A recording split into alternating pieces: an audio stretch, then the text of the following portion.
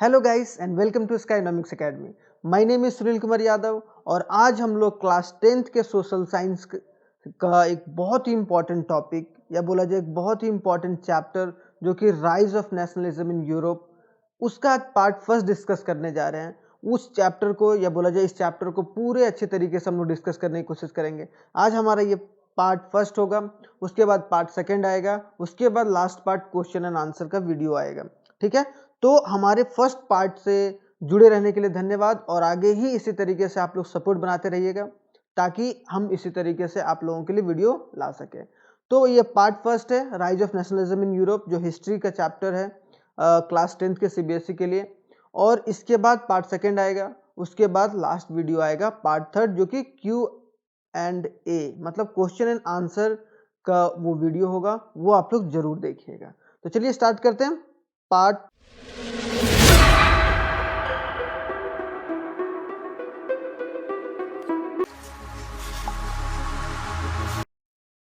बताइए कैसे हैं आप लोग। अगर आप लोग अच्छे होंगे तो इसमें और अच्छी बात है, और अगर अच्छे नहीं हैं तो थोड़े से अच्छे हो जाइए ताकि आप लोगों को अच्छे तरीके से एक रोड मैप मिल सके आपके आने वाले एग्जाम के लिए, है कि नहीं। आप लोगों को पता ही होगा, अगर बोला जाए क्लास 10th के लिए सोशल साइंस का जो पेपर है, जो एग्जाम बोर्ड का 2023 में, वो कब है? 15th ऑफ मार्च को है। 15th ऑफ मार्च को सोशल साइंस का पेपर है। तो अब क्या है कि आप लोगों को पूरे जोरों शोरों से लग जाना है, क्योंकि अब समय ज्यादा रहा नहीं है। हार्डली 2 महीने या 2 मंथ बोला जाए सोशल साइंस के पेपर के लिए, और ऑल ओवर पेपर के लिए आप लोगों के पास इन द सेंस कि 50 दिन के आसपास समय है कि नहीं। या बोला जाए कि 50 दिन, हाँ मतलब 40-50 दिन के आसपास आप लोगों के पास समय है। तो पूरे स्ट्रैटेजी के साथ अगर आप लोग पूरे सोशल साइंस को कंप्लीट करना चाहते हैं, कुछ पार्ट मैंने कंप्लीट कर रखा है, और आज हम लोग बहुत अच्छे तरीके से हिस्ट्री को शुरुआत करेंगे। क्या क्या पढ़ेंगे अभी आगे हम लोग जानने की कोशिश करेंगे। तो अगर आप लोग रिचार्ज नहीं हुए अभी तक तो रिचार्ज हो जाइए फटाफट, क्योंकि आज से हम लोग एक मैराथन या बोला जाए एक रोड मैप के साथ, कंप्लीट रोड मैप के साथ आ गए हैं। और मेरा नाम है, आप लोग जानते ही होंगे, सुनील कुमार यादव। तो स्टार्ट करते हैं कि आज के टॉपिक में, या बोला जाए कि आज इस वीडियो में हम लोग क्या क्या पढ़ने वाले हैं, और आने वाले वीडियो में हम लोग किस तरीके से आगे लेकर चलेंगे वो भी हम लोग देखेंगे। ठीक है, तो आज चलते हैं पहले स्लाइड पर कि आखिरकार आज पढ़ने वाले हैं क्या। तो आज पढ़ने वाले क्या है भाई, हम लोग चैप्टर फर्स्ट पढ़ने वाले हैं। अब पूरा एक ऐसा नहीं होगा कि आप लोगों को पूरा डिटेल पढ़ाया जा रहा है। इसमें डिटेलिंग तो होगा, लेकिन वो डिटेल्ड किस हिसाब से होगा? सिलेबस के हिसाब से, या जो भी इम्पोर्टेंट एस्पेक्ट जो आप लोगों के एग्जाम के लिए पॉसिबल है। तो हम लोग किस तरीके से लेके चलेंगे, देखो हर एक पार्ट जो आएगा वो दो पार्टों में आएगा वीडियो, ठीक है, या चैप्टर, पार्ट 1 और पार्ट सेकेंड। और जो पार्ट थर्ड होगा वो हमारा क्या होगा? क्वेश्चंस का होगा, मतलब क्वेश्चंस किस किस तरीके के पूछे जा सकते हैं, या इंपॉर्टेंट क्वेश्चन उस चैप्टर से रिलेटेड क्या होगा। तो आज हम लोग पार्ट फर्स्ट से शुरुआत करेंगे।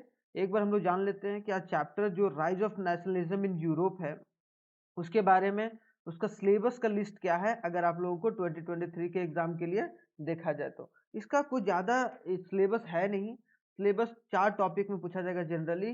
French revolution and making of nationalism, topic 2 में द एज ऑफ रेवोल्यूशन 1832-1848, और टॉपिक थर्ड में है नेशनल नेशन स्टेट्स और यूनिफिकेशन ऑफ इटली, जर्मनी और ब्रिटेन, कि आज़ादी कैसे मिला इटली को, जर्मनी को या ब्रिटेन को। और टॉपिक 4 क्या है? विजुअलाइजिंग द नेशन, कि जो नेशनलिज्म का फीलिंग और इंपेरियलिज्म का फीलिंग जो आया, मतलब एक देश का भावना, मतलब देशभक्ति का भावना, और एक उसके बदले मतलब भाई उन लोगों को एक देशभक्ति ना दिया जाए या ना परखने दिया जाए, तो उसकी भी भावनाओं को हम लोग अच्छे तरीके से समझने की कोशिश करेंगे। लेकिन आज वाले वीडियो में हम लोग इन दो टॉपिक्स को कवर करेंगे, मतलब टुडे आज हम लोग इन दोनों टॉपिक को कवर करेंगे। टॉपिक फर्स्ट जो होगा French revolution making of nationalism, और दूसरा क्या? Age of revolution. तो आप लोग जुड़े रहिए हमारे वीडियो के साथ। तो चलिए चलते हैं, चैप्टर को स्टार्ट करते हैं। ठीक है, तो टॉपिक 1, जैसा कि मैंने बताया कि आज टॉपिक 1 में क्या पढ़ेंगे?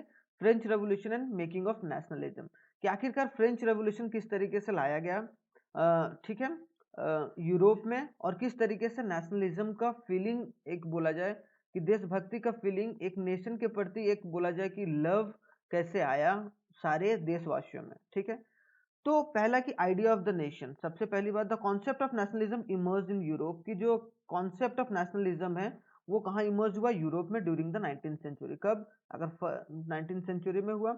अगर आप लोगों को 1 मार्क का क्वेश्चन आ जाएगा तो आप लोग यहाँ पर आराम से मार्क आउट कर लेंगे, है कि नहीं? क्योंकि नेशनलिज्म का जो फीलिंग था, या बोला जाए नेशनलिज्म का जो भावना था, वो यूरोप में इमर्ज हुआ कब? 19th सेंचुरी में। It marked downfall of feudalism, और फ्यूडलिज्म को एक बोला जाए कि नीचे कर कर सारे देशवासियों में एक नेशनलिज्म का भावना आ गया, और इसीलिए हम लोग क्या बोलते हैं कि रीबर्थ हुआ, खास करके यूरोप में। रीबर्थ का मतलब फिर से जीवित हुआ यूरोप एक तरीके से, क्योंकि वहां पर नेशनलिज्म का भावना फिर से पनप कर आ गया था।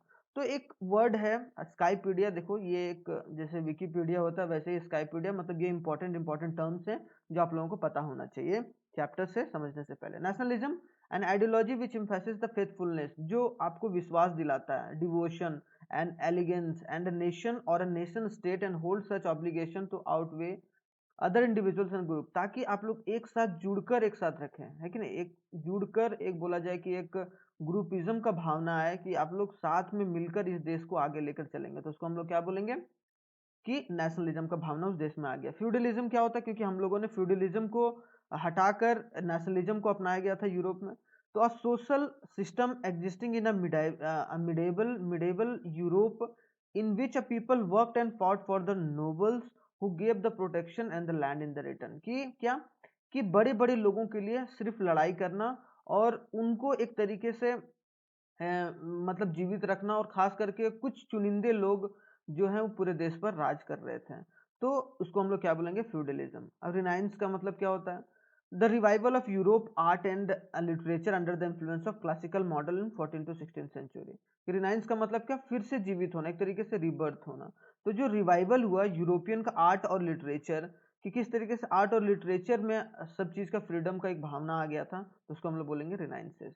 Social republic, it is a sovereign state constituted dedicated to the establishment of socialism, ताकि एक सोशलिज्म का भावना कैसे आए, तो उसको हम लोग बोलेंगे सोशल रिपब्लिक। किसी देश में अगर सोशलिज्म का भावना आ जाता है तो हम लोग क्या बोलेंगे? वो कंट्री क्या है? Social Republic country. मतलब एक तरीके से उस कंट्री का अपना कॉन्स्टिट्यूशन हो, अपने संविधान के अनुसार वो पूरे कंट्री को एक लेकर चले, और एक संविधान हो और पूरे देश के वासी उसे फॉलो करें, है कि नहीं? जैसे हमारे देश में है, तो इन द सेंस क्या, हमारा देश डेमोक्रेटी है और थोड़ा सा कहीं ना कहीं सोशलिज्म है, सोशलिज्म का भी भावना आता है क्योंकि हम लोग सोशल भी हैं। आई होप सो यहाँ ये चारों टॉपिक आप लोगों का क्लियर होगा। चलते हैं नेक्स्ट स्लाइड में, और पूरे जोश के साथ पढ़िए, क्योंकि ये आपका एक लास्ट एक चांस है जिसके थ्रू आप अपने पूरे मेच्योरिटी के साथ पढ़ सकते हैं। लिबर्टी, इक्वालिटी और फ्रेटर्निटी, मतलब लिबर्टी मतलब छूट, इक्वालिटी मतलब सभी को बराबर समझना, फ्रेटर्निटी मतलब भाईचारा कैसे बना के रखना। These words are regarded as the most famous slogan of the French revolution.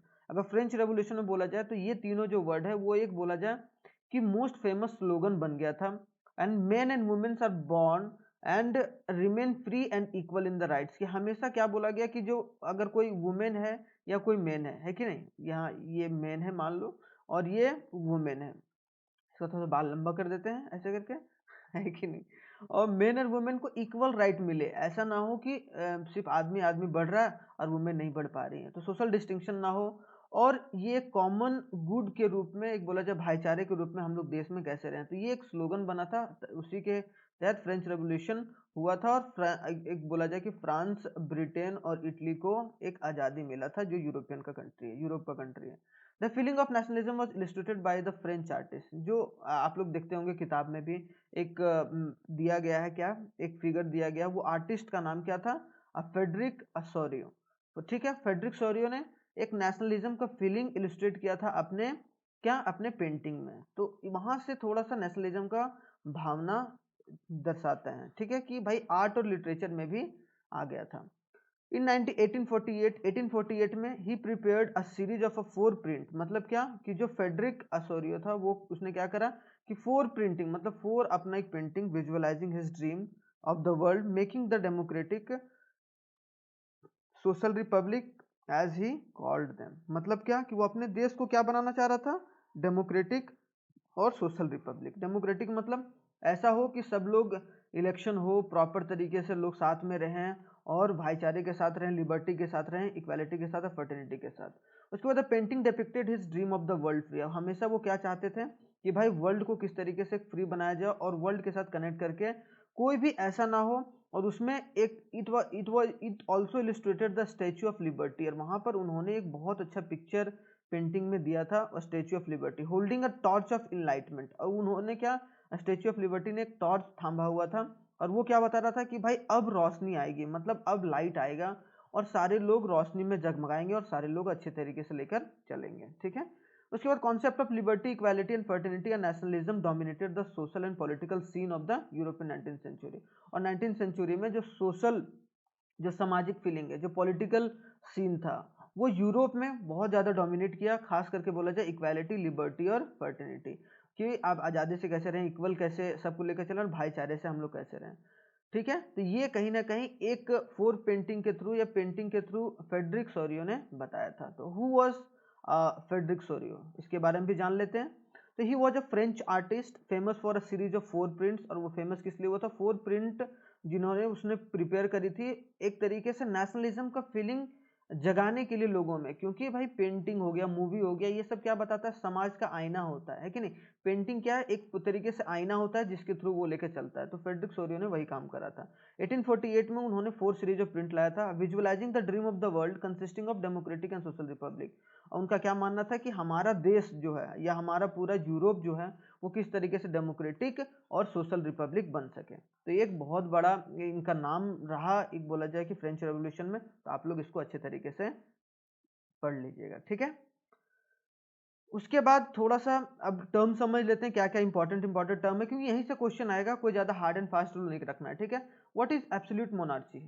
अब मोनार्की मतलब होता है कि राजतंत्र, मतलब किसी एक पर्सन का, यह बोला जाए कि राजा रजवाड़े का जो राज रहता है। तो एब्सोल्यूट मोनार्ची क्या होता है, इन विच अ मोनार्क, मतलब जो राजा रहता है, hold a supreme and absolute power, कि जो राजा है वो सुप्रीम पावर होल्ड किया है और absolute power. A monarchy that is not limited और restrained by the law and constitution, कि वैसा मोनार्की जहां पर कोई संविधान या कोई कानून नहीं रहता है, सारा जो कानून रहता है वही एक मोनार्क तय करता है कि भाई किस तरीके से आगे लेके चलना है, किंग हो या कोई क्वीन हो। ठीक है, तो आई होप सो आप लोगों को समझ में आ गया होगा कि एब्सोल्यूट मोनार्की क्या होता है, अगर एक इंसान का पूरा दबदबा पूरे कंट्री में रहा। French revolution and uprising, what is French revolution, अगर पूछ लेगा व्हाट इज फ्रेंच रेवोल्यूशन तो क्या है, uprising in France against the monarchy, मतलब क्या कि मोनार्की को खत्म कर कर एक नेशनलिज्म का भावना कैसे फ्रांस में लाया जाए। तो उसके लिए जो रेवोल्यूशन किया गया था 1789 to 1799, which resulted in the establishment of France as republic, और उसकी वजह से फ्रांस को रिपब्लिक घोषित कर दिया गया। रिपब्लिक मतलब उनका अपना कॉन्स्टिट्यूशन है कि नहीं, अपना संविधान हो, तभी वो कंट्री क्या होगा, रिपब्लिक होता है। एंड मोनार्की क्या होता है, it is a system where the government of monarch shares a power with a constitutional organize. और अगर मोनार्की सिस्टम होगा तो अगर कोई एक मोनार्क जो है एक पावर है और वो पूरे कंट्री में पावर डिस्ट्रीब्यूट कर रहा है तो उसको हम लोग बोलेंगे मोनार्क। ठीक है, ला पैट्री क्या था भाई, it is a French word used for a fatherland. La patrie मतलब कि भाई ये हमारा फादरलैंड है, जैसे हम लोग बोलते हैं ना भारत माता, ये भारत माता बोलते हैं हम लोग, ये भूमि बोलते हैं तो हम लोग मदरलैंड बोलते हैं, उसी तरीके से वहां पर फादरलैंड बोला गया। फादरलैंड का फ्रेंच जो वर्ड था ला पैट्री। और ली सिटोयन का मतलब क्या था, it is a French word used as a citizen, कि मतलब किस तरीके से फादरलैंड में अपने सिटीजन को एक आज़ादी या नेशनलिज्म का भावना लाया जाए। तो दो वर्ड बहुत इंपॉर्टेंट है, ला सिटोयन का मतलब सिटीजन और ला पैट्री का मतलब फादरलैंड। आई होप सो यहाँ क्लियर होगा। ठीक है, ये दोनों कॉन्सेप्ट आप लोगों को पता होना चाहिए। ठीक है, ला सिटोयन का मतलब सिटीजन और ला पैट्री का मतलब फादरलैंड। अब देखिए नेपोलियन कोड क्या था, द सिविल कोड 1804, एक नेपोलियन कोड लाया गया था, आगे हम लोग पढ़ेंगे, अभी थोड़ा सा जानकारी ले लेते हैं। Napoleon code, a civil code 1804 was introduced by the Napoleon, is called a Napoleon code. एक सिविल कोड लाया गया था, मतलब एक तरीके से कानून लाया गया था नेपोलियन के द्वारा, उसको बोला गया Napoleon code. This code did away with all privilege based on the birth, establishment, equality law. मतलब ये क्या किस लिए लाया गया था, ताकि सब लोगों को इक्वालिटी मिल सके बिफोर लॉ, मतलब सब लोग कानून में बराबर एक तरीके से सबको मान्यता मिले, और सिक्योर करे राइट टू प्रॉपर्टी, कि जिससे प्रॉपर्टी सब में डिस्ट्रीब्यूट किया जाए, किसी एक के पास प्रॉपर्टी ना रहे। ठीक है, लिबरलिज्म क्या होता है, it is a political and moral psychology which is based on the liberty, equality before the law and consent of the government. Liberalism मतलब किस तरीके से छूट मिले, एक आज़ादी मिले, है कि नहीं, आज़ादी मिले ताकि पूरे अच्छे तरीके से एक भावना, एक मोरल फिलॉसफी के साथ लोगों को लिबर्टी मिलकर एक लिबर्टी लेकर इक्वालिटी के साथ पूरे संविधान में या बोला जाए लॉ के अनुसार वो लोग साथ में लेकर चलें। नेशन स्टेट क्या होता है? State that establish itself a separate political. Nation state की जो अपना सेपरेट एक पॉलिटिकल और ज्योग्राफिकल एंटिटी बन जाए, मतलब खुद का एक अलग से एक स्टेट बन जाना। एक फ्रेंच रेवोल्यूशन क्या किया? फ्रेंच रेवोल्यूशन ने क्या करा कि फ्रांस को एक तरीके से एक अलग नेशन स्टेट बना दिया, है कि नहीं? तो उसको हम लोग बोलेंगे उसको क्या कि नेशन स्टेट। उसके बाद क्या? Conservatism. It is a political and social philosophy promoting a traditional and social institution to context of the culture and civilization. इसमें क्या कि कल्चर और जो सिविलाइजेशन है, कल्चर और सिविलाइजेशन उन दोनों को साथ में कैसे लिया जाए ताकि जो लोग हैं, मतलब जो नीचे तबके के लोग हैं, वो भी अच्छे तरीके से हमारे देश नेशन के इमर्जेंस में जुड़ पाए। तो ये इसको क्या बोलेंगे? कंजर्वेटिज्म। आई होप सो ये भी क्लियर होगा। इसके बाद चलते हैं कि फ्रेंच रेवोल्यूशन आखिरकार स्टार्ट कब हुआ था और किस तरीके से उसका फीचर्स क्या क्या है। ठीक है, बिगिनिंग किस तरीके से हुआ था और साइलेंट फीचर्स। आप लोगों को टर्म बहुत इंपॉर्टेंट है, जो भी मैंने टर्म बताया उसको एक बार पढ़ना जरूर, उसके बाद देखना क्वेश्चन करना फटाफट होगा। तो till 1789 the France was under the absolute monarchy. 1979 मतलब 1789 तक जो एब्सोल्यूट मोनार्की में था, मतलब किसी एक राजा के हाथ में पूरा फ्रांस था। However the French revolution in 1789 में जब फ्रेंच रेवोल्यूशन सारे लोगों के द्वारा लाया गया, an influential event that mark the age of revolution in Europe. और उस तरीके से एक बोला गया कि यूरोप का एक बहुत बड़ा एक बोला जाए कि अगर यूरोप आज इस तरीके का है, आज़ाद है, डेमोक्रेटिक है, सोशलिज्म है, तो वो किसकी वजह से? एक फ्रेंच रेवोल्यूशन की वजह से। Major outcome of the revolution was the formation of constitutional monarchy. कि मेजर रिफॉर्म क्या था कि कॉन्स्टिट्यूशनल मोनार्की, कि ठीक है आप एक राजा रखिए, जैसे आज है ना ब्रिटेन में क्वीन रहती है लेकिन एक प्राइम मिनिस्टर भी रहता है और प्रॉपर तरीके से इलेक्शन होता है। सेम उसी तरीके से कॉन्स्टिट्यूशनल मोनार्की को लाया गया यूरोप में। कॉन्स्टिट्यूशनल मतलब मोनार्की भी थोड़ा बहुत तवज्जो दिया जाएगा, पूरा खत्म नहीं किया जाएगा। देयर बाय अ रिमार्केबल मतलब क्या, जो मोनार्की में जो हेड रहेगा वो एज अ प्रेसिडेंट काम करेगा, जैसे हमारे देश में प्रेसिडेंट काम करता है। सेम उसी तरीके से वहाँ जो मोनार्क रहेगा, जैसे एलिजाबेथ 1 2 3 हम लोग जब पढ़ते हैं, तो वो क्या उसी तरीके से आगे लेकर चल। Reduction in the royal and the feudal privilege, it paved the way and achievement of bigger goal. और उससे क्या हो गया कि एक तरीके से पूरे नेशन को एक बिगर रोल मिल गया। उसके बाद क्या है? French the revolution transferred a sovereignty. सबको एक सोवर्जिनिटी कैसे मिला? From a monarch to the peoples. कि मोनार्क से किस तरीके से लोगों तक पावर ट्रांसफर हुआ। The idea of la patrie, la patrie का मतलब मैंने समझाया था। द फादरलैंड और द सिटीजन वेर अडॉप्टेड। कि जो ये हमारा है वो हमारा फादरलैंड है और ये किसी एक का नहीं है, और एक तरीके से हम लोग भी इस कंट्री के सिटीजन हैं, जो सिटोयन बोला गया। I hope so. The state general was union Raja national assembly. और उसे बाद में जाकर जो एक नेशनल असेंबली भी बनाया गया वहाँ पर, जो कि फुल कंट्रोल एक तरीके से डेमोक्रेटिकली उसको डेमोक्रेटिकली नहीं बोलेंगे, डेमोक्रेटिक बोल सकते हैं लेकिन ज़्यादातर क्या बोलेंगे, कॉन्स्टिट्यूशनल मोनार्की लाया गया। ठीक है। French armies moved into Holland, Belgium, Switzerland and Italy in 1790s with a promise to liberating the peoples from the despotic rulers। कि मतलब क्या, रूलर्स जो भी रूल कर रहे हैं, जैसे इन हॉलैंड में, बेल्जियम में, स्विट्जरलैंड में, इटली में, उन सबको आज़ाद किया जाएगा, प्रॉमिस किया गया। अब थोड़ा सा क्या, नेपोलियन का भी थोड़ा सा पार्ट रहा था अगर फ्रेंच रेवोल्यूशन में, तो वो क्या पार्ट रहा था उसके बारे में पढ़ लेते हैं हम लोग। 1769 to 1821 Napoleon ruled France from 1799 to 1815। 1815 तक कहीं ना कहीं एक बोला जाए कि नेपोलियन के द्वारा रूल किया गया था फ्रांस में। Assume the absolute power in 1799। और वो क्या एज्यूम किया गया एक एब्सोल्यूट पावर 1799 में by becoming the first consul. Introduce a civil code भी लाया था 1804 में। ठीक है। और came to known as a Napoleon code. 1804 में सिविल कोड भी लाया गया था, जिसकी वजह से थोड़ा बहुत तवज्जो बचा रह गया नेपोलियन का। The code establish the equality, जो इक्वालिटी बिफोर द लॉ, वो अभी हम लोगों ने पढ़ा नेपोलियन कोड में। Transport communication system were approve, transportation system लाया, कम्युनिकेशन सिस्टम लाया।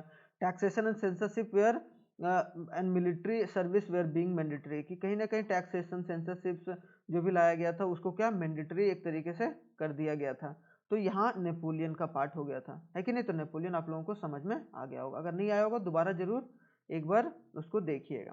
ठीक है, एकदम एक एक लाइन करके आप लोगों को कॉन्सेप्ट पूरा क्लियर कर रहे हैं। Advent of liberalism in Europe की, उसका एडवेंट क्या रहा था? During the 18th century the Europe has divided into several small kingdoms. 18th century में, क्योंकि 19th सेंचुरी से कहीं ना कहीं फ्रेंच रेवोल्यूशन शुरू हुआ था, तो यूरोप में 18th सेंचुरी तक बोला जाए कि वो बहुत छोटे छोटे किंगडम में बटा हुआ था, प्रिंसिपैलिटी से। The concept of nation state की सबको एक अलग अलग दर्जा कैसे दिया जाए, सबको अलग अलग देश कैसे बनाया जाए, डिड नॉट एग्जिस्ट ऑल, उस वक्त एग्जिस्ट नहीं कर रहा था 18th सेंचुरी में। People from diverse ethnic group lived in eastern and the central, और जो एथनिक ग्रुप के लोग थे वो कहाँ रह रहे थे, ईस्टर्न और सेंट्रल यूरोप में। The prominent empire of the Europe were the autocratic Ottoman empires that ruled over the east, और Ottoman empire कहाँ रूल कर रहा था, ईस्टर्न और सेंट्रल यूरोप में। एंड ग्रीस, मतलब एक तरीके से ग्रीस में भी। And the Habsburg empire that rule over Austria and Hungary, Austria और हंगरी में हैम्सबर्ग एम्पायर। और यहाँ पर देखो समझने वाला चीज क्या, ऑटोमन एम्पायर कहाँ रूल कर रहा था, over eastern central Europe and Greece, ठीक है। लेकिन जो हैब्सबर्ग अंपायर था वो कहाँ, ऑस्ट्रिया और हंगरी में रूल कर रहा था, बोला जाए जो लिबरलिज्म आने से पहले, ठीक है। उसके बाद अगर देखा जाए तो क्या है, राइज ऑफ कंजर्वेटिज्म और रेवोल्यूशनरीज, कैसे राइज हुआ, आखिरकार जो रेवोल्यूशनरीज लोग आए, जो कि भाई हम लोगों को लिबरल देश चाहिए, या लिबरलिज्म का भावना किन्होंने उत्पन्न करी, तो वो चीज हम लोग पढ़ेंगे। तो middle class believed in the freedom, हमेशा मिडिल क्लास जो लोग था वो हमेशा क्या किस चीज पर बिलीव करते थे, freedom, equality of all individual before the law, कि लॉ के सामने सारे लोग इक्वल हैं, और उसी तरीके से कानून हमारे देश में होना चाहिए। Liberalism was used to end of the aristocracy, ताकि एक जो आदमी का उसे एक आदमी का जो रूल है पूरे देश में वो खत्म हो सके। After the defeat of Napoleon Bonaparte 1815, जो नेपोलियन बोनापार्ट को हराया गया जब 1815 में लोगों के द्वारा, the European government adopted the idea of conservatism, और उसके बाद 1815 में जब नेपोलियन बोनापार्ट को हटाया गया, मतलब हराया गया, तब यूरोपियन गवर्नमेंट ने क्या करा, जिन्होंने जो मिडिल क्लास के फैमिली और हायर क्लास के फैमिली लोगों ने बनाया था, उसने अडॉप्ट क्या करा कि कंजर्वेटिज्म का भावना, कि हम लोग किस तरीके से कंजर्व करके चले, एक नेशन स्टेट को प्रेफरेंस देते। कंजर्वेटिज्म वो जो पॉलिटिकल फिलॉसफी था, और वो ज़्यादा इंपॉर्टेंस क्या देता था, ट्रेडिशन कैसे हमारा बना रहे, और इंस्टीट्यूशनल जो भी कस्टम हमारा, जो भी रीति रिवाज है, जो भी ग्रेजुअल डेवलपमेंट हो और क्विक चेंजेस हो, मतलब हमारे रीति रिवाज में जो भी हमें हमारे रीति रिवाज को खत्म किया गया उसे फिर से लाया जाए और किस तरीके से आगे बढ़ाया जाए।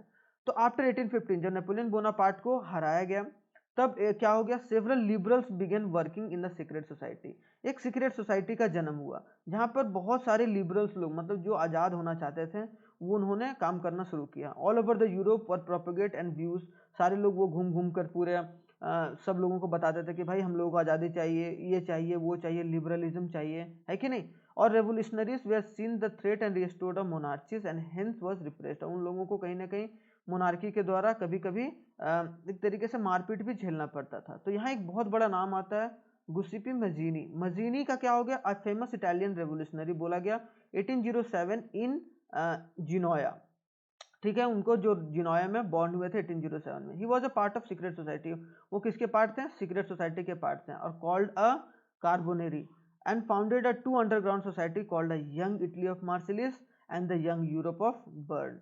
मतलब क्या, ये दो सोसाइटी का फाउंडेशन इन्होंने रखा था, क्या, एक young Italy of Marseilles and a young Europe of Berne, ठीक है। तो वो किसने, गुसिपी मजीनी ने किया था, ठीक है। उसके बाद 1815 में गुसिपी मजीनी आ गया। अब उसके बाद सीक्रेट सोसाइटी का मेंबर था, उसने दो और सोसाइटी का फाउंड करा, कि जो भावना है वो पूरे देश में एक तरीके से आग की तरफ फैले और सभी लोगों को पता चले किस तरीके से आगे लेकर चलना है। 1831 में मजीनी वॉज सेंट टू एग्जाइल, उसे क्या क्या कहाँ, किसी दूसरे, मतलब एक तरीके से एग्जाइल पर भेज दिया गया, उसको एक तरीके से नजरबंद कर लिया गया, ठीक है।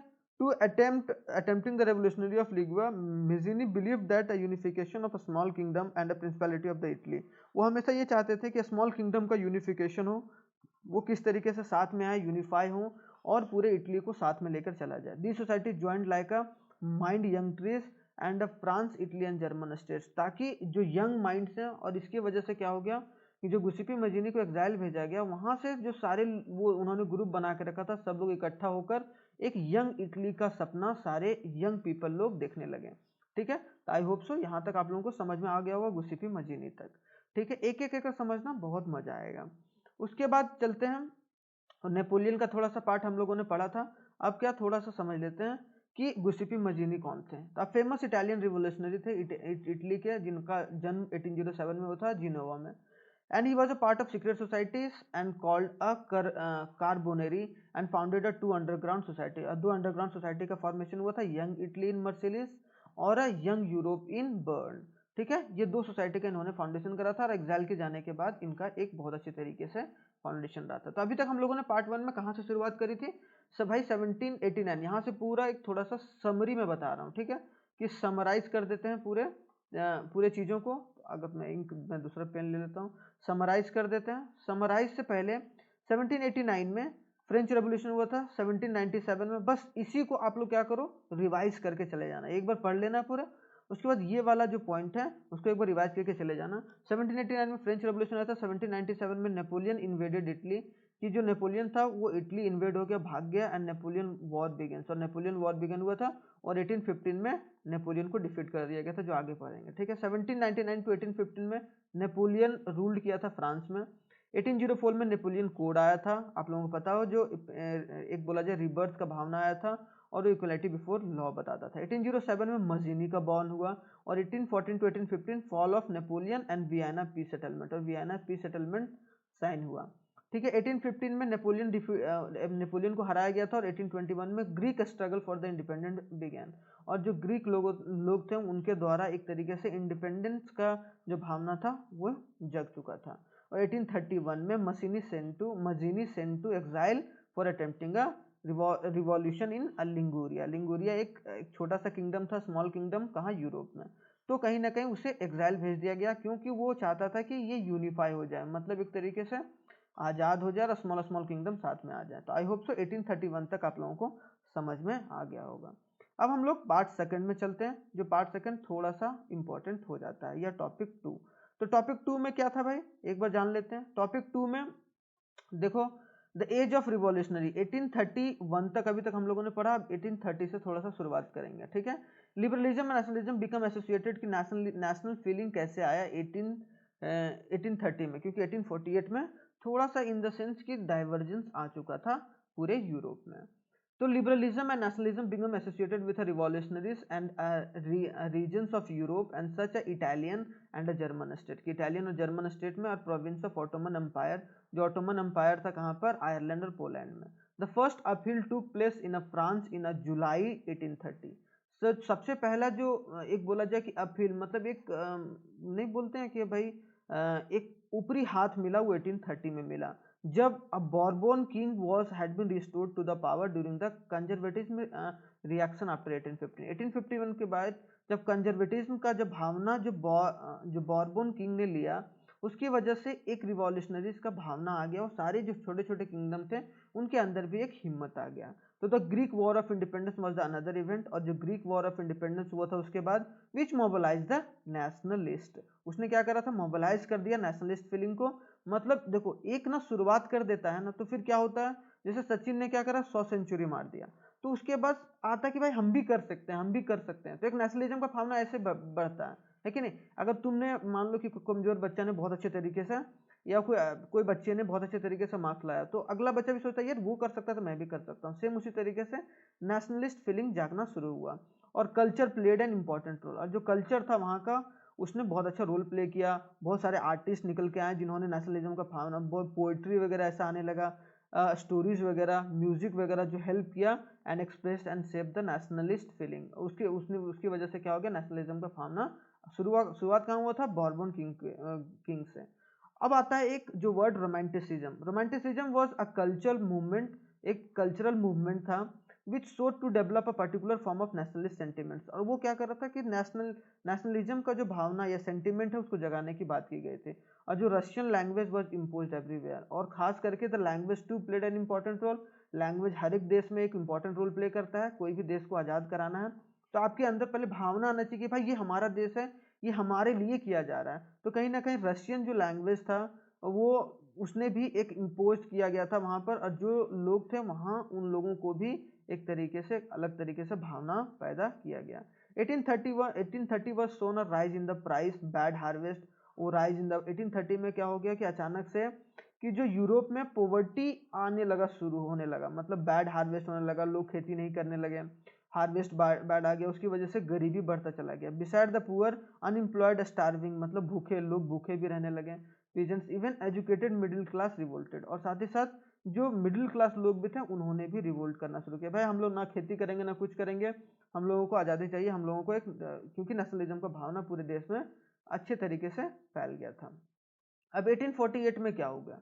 1848 में a large number of political association come together in Frankfurt. Frankfurt में एक वहाँ शहर का नाम है, ठीक है, यूरोप में। तो वहाँ पर ये लोग आ गए 1848 में, सारे पॉलिटिकल एसोसिएशन लोग, and decided to vote for all the German national assembly, और सारे लोग नेशनल जर्मन असेंबली के लिए वोट करने लगे कि हाँ अलग होना चाहिए। The issue of extending political right to the women, women के लिए राइट एंड कॉन्ट्रोवर्शियल वन, बाद में जाकर ये थोड़ा सा कॉन्ट्रोवर्सी क्रिएट किया।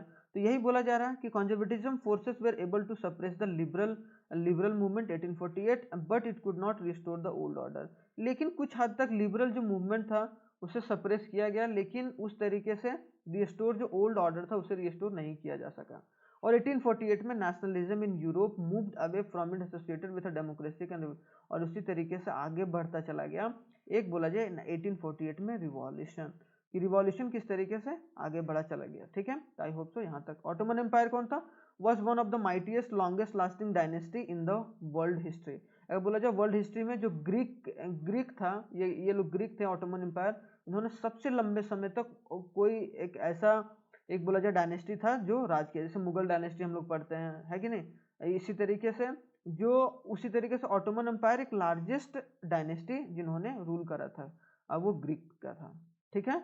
The war of independence, the successfully west of the Greek wins the independence for a Greece, और जो ग्रीक था उसकी वजह से ग्रीस में आज़ादी मिला, किसको हरा के? ऑटोमन एम्पायर को वहाँ से हटा के। रोमांटिसिज्म का मतलब मैंने बताया, अ कल्चरल मूवमेंट जो रिजेक्ट किया गया था science and reason to introduce the heart and emotion and concern of romantics was created in the sense of shared, कि साथ में कैसे कलेक्टिव वे में सब साथ में मिलकर अपने देश को एक नेशन स्टेट बनाए और अच्छे तरीके से अपने देश को आज़ाद करके लेके चले। तो इस तरीके से उस वक्त मूवमेंट हुआ करता था। Romanticism celebrated the individual imagination, और रोमांटिसिज्म इंडिविजुअल के इमेजिनेशन को भी सपोर्ट करता था। Intuition of enduring the search of individual right and liberty, और हमेशा रोमांटिसिज्म का मतलब क्या होता है कि अगर कोई बंदा, अगर कोई उस देश का बंदा अगर कोई अपना राइट्स और लिबर्टी के लिए लड़ रहा है, अपने अपने राइट्स के लिए, कि हाँ मेरा देश है, मेरा मुझे आज़ादी चाहिए, तो उसको उस भावना को क्या बोलेंगे? रोमांटिसिज्म। तो आई होप सो यहाँ तक क्लियर होगा, यहाँ तक कोई डाउट तो नहीं होगा, इतनी मेरी गारंटीड है। उसके बाद चलो चलते हैं थोड़ा सा, लास्टली हम लोगों ने 1831 तक पढ़ा था। अब क्या है थोड़ा सा समझ लेते हैं कि 1830 में फर्स्ट अपील टुक प्लेस हुआ था इन फ्रांस में, मतलब एक अपरी हैंड आया था। और जुलाई 1830 में period of economic crisis in Europe, उस वक्त क्या था? इकोनॉमिक क्राइसिस था यूरोप में, है कि नहीं। इकोनॉमिक क्राइसिस को एक ना झेलते हुए या फिर झेलते हुए उसको एक अच्छे तरीके से अपहेल्ड किया गया और नेशनल फीलिंग जनरेट किया गया पूरे देश में। 1832 में ग्रीस गेंड इंडिपेंडेंस, और ग्रीस को आज़ादी मिला ऑटोमन एम्पायर से। 1834 में अजोवरियन और the custom union was formed in a Prussian abolish a tariff barrier, और जो टैक्स सिस्टम था, अभी हम लोगों ने पढ़ा कि टैक्स सिस्टम जो हटाया गया, अब प्रॉपर तरीके से कम्युनिकेशन सिस्टम लाया गया, रेलवे सिस्टम लाया गया, इन द सेंस कि पूरे तरीके से एक इमर्ज किया गया नेशनलिज्म के फीलिंग के साथ। 1848 में रिवॉल्यूशन इन यूरोप किया गया, artist, individual, industrial workers, peasant revolted, सारे लोग रिवोल्ट करने लगे। क्यों? क्योंकि गरीबी बढ़ गई थी, पॉवर्टी बढ़ गई थी। क्यों बढ़ गई थी भाई? सारे पीजेंट्स जो थे वो रिवोल्ट पर चले गए थे, मिडिल मैन रिवोल्ट करने लगे थे। तो वो कब स्टार्ट हुआ? 1848 में। तो आई होप सो 1848 तक का कहानी फ्रेंच रेवोल्यूशन में आप लोगों को पता चल गया होगा। अब जो दो पार्ट है वो हम लोग नेक्स्ट वाले वीडियो में, क्योंकि ये थोड़ा सा लंबा हो जाएगा तो ज़्यादा लंबा नहीं रखते हैं, आप लोगों को भी थोड़ा सा ना लगे कि भाई हिस्ट्री पढ़ते पढ़ते हम लोगों का थोड़ा सा मूड ऑफ हो गया। तो इसी तरीके से चार्जअप होना, क्योंकि मैंने लास्ट में जो स्काईपीडिया में जो उसमें भी टॉपिक फर्स्ट में भी जो डेट दिया था और इसमें भी जो डेट, उसमें पूरा बताया गया किस तरीके से फ्रेंच रेवोल्यूशन घटा है अभी तक। तो थैंक्स फॉर वॉचिंग, और आप लोग इसी तरीके से सपोर्ट करते रहिए, और जो नेक्स्ट वीडियो आएगा वो कल आ जाएगा। तो इसी तरीके से आप लोग हमें सपोर्ट करते रहिए। जय हिंद।